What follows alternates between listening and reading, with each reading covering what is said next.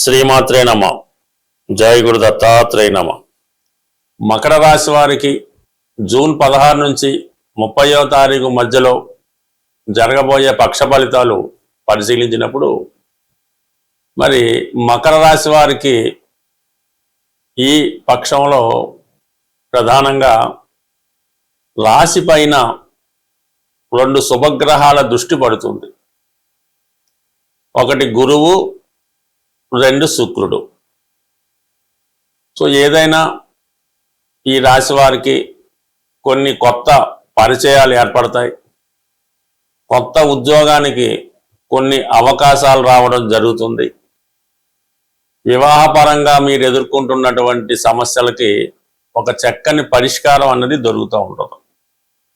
ఏదైనా మకర రాశి వారు ఏదైనా జీవితంలో సాధించాలంటే చాలా కష్టపడిన తర్వాత మాత్రమే మీరు అనుకున్నటువంటి విషయాన్ని సాధించగలుగుతూ ఉంటారు.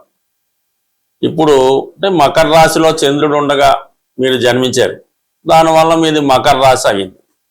అయితే నక్షత్రపరంగా అది శ్రవణ నక్షత్రం అవ్వచ్చు, ధనిష్ట అవ్వచ్చు, లేదంటే ఉత్తరాషాఢ అవ్వచ్చు అనుకుందాం. బట్ ఏదైనా రాశిలో చంద్రుడు ఉండగా గురువు చూడటం వల్ల ఏదంటే ఒక ఎదురంటి గజకేసరి యోగం లాంటిది టెంపరీగా యాక్టివేట్ అవుతూ ఉంటుంది. సో అది దానివల్ల కొద్దిగా పుణ్యక్షేత్రాలు దర్శించడం, తల్లిగారి యొక్క ఆశీర్వాదం పొందడం జరుగుతూ ఉంటుంది. ఎక్కువ తృతీయ వ్యయాధిపతిగా 7వ స్థానంలో ఉండడం వల్ల ఉద్యోగపరమైనటువంటి మార్పులు మీకు రావడం జరుగుతూ ఉంటుంది. మరి మీరు ఏదన్నా విదేశ ప్రయత్నాలు చేస్తుంటే ఆ ప్రయత్నం నెరవేరే అవకాశం ఉంది. ఒక గురువు లాంటి వ్యక్తి మీకు మంచి సహాయ సహకారాలు అందించడం జరుగుతూ ఉంటుంది. అయితే శుక్రుడు కూడా మీకు యోగకారకుడు 7వ స్థానంలో ఉండి రాశిని వీక్షించడం వల్ల ఆర్థిక పరంగా కొన్ని ముఖ్యమైన కారణాలు పనులు వాయిదా పడుతుంటాయి. అంటే సమయానికి అనుకున్న ధనం లేకపోవడం వల్ల కొన్ని అవకాశాలు మీకు పోవడం జరుగుతుంటుంది. ఏదైనా వివాహ సంబంధం వచ్చింది మీ అమ్మాయికో వ్యక్తిగతంగా మీకో, అయితే అవతల వాళ్ళు ఎక్కువ మొత్తంలో కట్నం ఆశించడం కానీ వేరే విధంగా పెళ్ళేదో ఎక్కువ ఖర్చు పెట్టి చెయ్యాలని ఈ విధంగా రావచ్చు.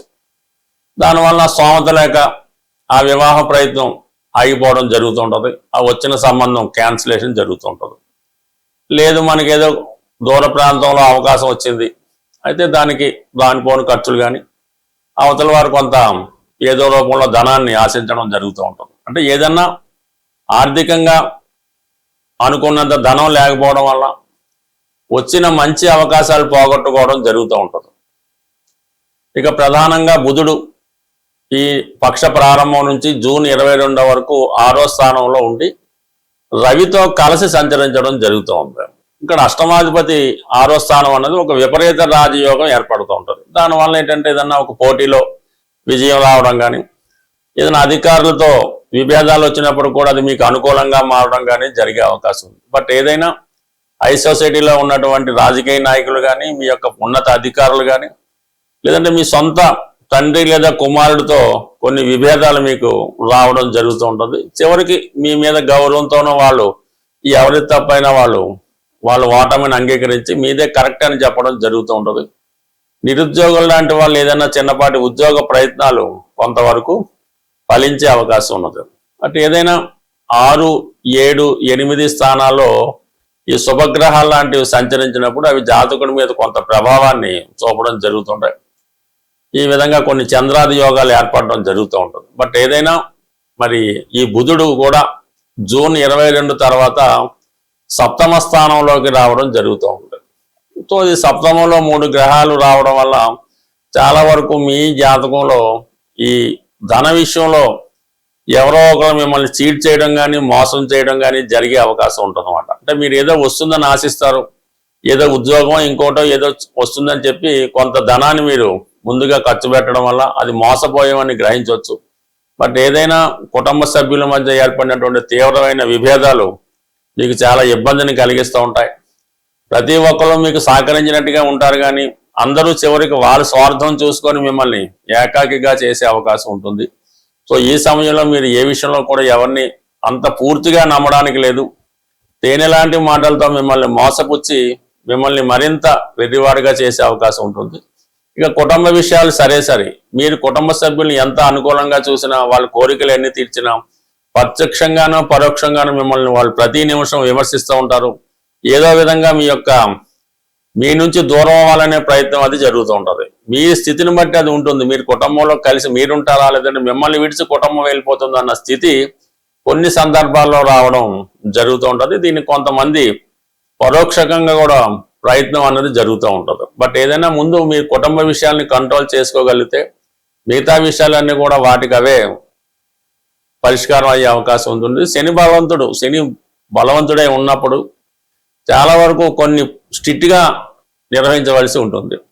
ఆ స్ట్రిక్ట్గా నిర్వహించడం వలన, నిర్మోహమాటంగా మాట్లాడడం వల్ల కొంతవరకు బాధ కూడా కలిగే అవకాశం ఉంటుంది. బట్ ఏదైనా గతంలో పోల్చుకున్నప్పటికీ కూడా కొంత మెరుగైన జీవితం మీకు రాబోతుంది.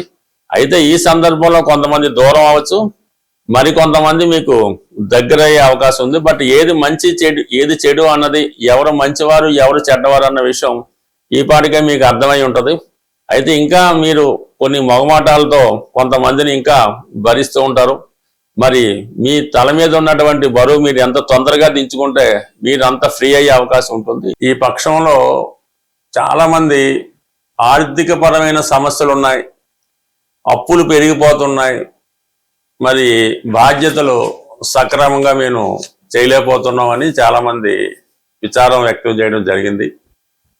ఏదైనా ఆర్థిక పరమైన సమస్యలు ప్రతి ఒక్కరి జీవితంలో ఏదో సమయంలో రావడం జరుగుతూ ఉంటుంది. సో దానికి పరిష్కారం అంటే ఆర్థిక సమస్యలకి కుజుడే కారణం అవుతూ ఉంటాడు. కుజుడు, భూమి, అన్నదమ్ములు, భార్యాభర్తలు, స్నేహితులు, వీటి కారణంగానే చాలామంది అప్పుల పాలవుతూ ఉంటారు. సో వాటికి సరైన పరిష్కార మార్గం ఏంటంటే, మీరు ఆంజనేయ స్వామి విగ్రహాన్ని అంటే పూర్తిగా స్వచ్ఛమైనటువంటి కాపర్తో, రాగితో తయారు చేయాలి. ఏమాత్రం డొల్ల లేకుండా ప్యూర్గా ఉండాలన్నమాట, చాలా సాలిడ్గా ఉండాలి. సుమారు 6 అంగుళాల ఎత్తు, 6 అంగుళాల ఎత్తు అంటే మనకి ఉంటే సరిపోతుంది. నిల్చున్న విగ్రహమే ఉండాలి మీకు. కూర్చున్న విగ్రహం ఒకదానికి పనిచేస్తుంటుంది.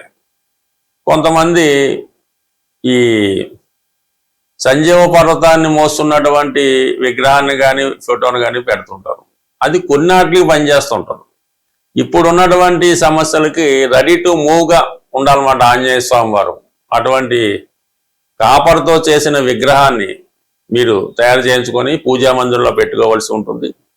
బ్యాక్గ్రౌండ్గా సీతారాముల పట్టాభిషేకం ఫోటో పెట్టుకోవాలి. మిగతా ఫోటోలు మీ ఇష్టం.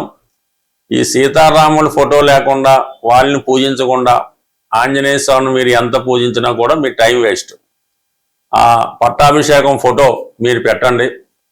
ఆంజనేయ స్వామి వారిని అంటే మామూలుగా స్థాపించి ప్రతి మంగళవారం కేవలం సింధూరంతో పూజించాలన్నమాట. అది మీ యొక్క విగ్రహాన్ని దీన్ని బట్టి సింధూరంతో కొంతవరకు హనుమాన్ యొక్క అష్టోత్తరంతో ఏదో విధంగా ఆంజనేయ స్వామి వచ్చినా రాకపోయినా ఏదో విధంగా 108 సార్లు పూజించి, మరి రామరక్షా స్తోత్రం చాలా ఇంపార్టెంట్ అన్నమాట. జీవితంలో ఎటువంటి కష్టాలైనా దూరం చేస్తూ ఉంటుంది. ఈ రామరక్షా స్తోత్రాన్ని పారాయణ చేయడం వల్ల, పఠించడం వల్ల ఇలా ఒక 8 మంగళవారాలు చేయాలి. ప్రతి మంగళవారం కూడా మీరు ఎంత రుణం ఉంది, సుమారు మీకు ఒక 10 కోట్ల అప్పు ఉందనుకుందాం.